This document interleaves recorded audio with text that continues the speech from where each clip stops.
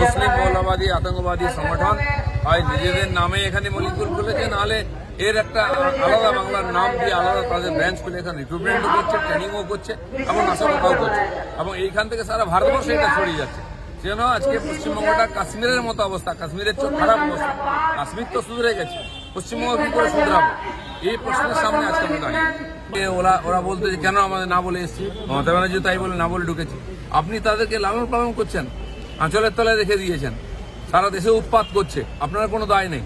তাই অন্য রাজ্যের পুলিশ এসে ধরে নিয়ে যাচ্ছে, কেস করছে, আর এখান থেকে কি অন্য রাজ্যে ধরা পড়ছে।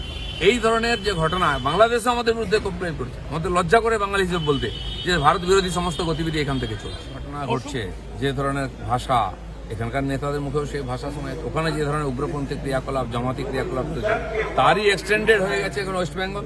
আমরা যেটা বারবার বলেছি, পশ্চিমবাংলাকে পশ্চিমবাংলাদেশ বানাবার চক্রান্ত, সেটা তো প্রকাশ্যে চলে এসছে, ধীরে ধীরে ঝোলার থেকে বিড়াল বেরিয়ে যাচ্ছে। এতে সারা পশ্চিমবাংলার মানুষ খুব ভয়ের মধ্যে আছে, অশান্তির মধ্যে আছে, চিন্তার মধ্যে আছে, কি এখানে কি থাকতে পারবো নাকি আবার উদ্বাস্তু হতে হবে। যেভাবে এখানকার দিদির নেতারা বলছেন, ডায়লগ দিচ্ছেন, এটা কোনো ফাঁকা আওয়াজ নয়, এটা একটা সুচিন্তিত চক্রান্তের একটা অংশ। বারবার তাই বিভিন্ন লোকের মুখ থেকে বেরিয়ে আসছে।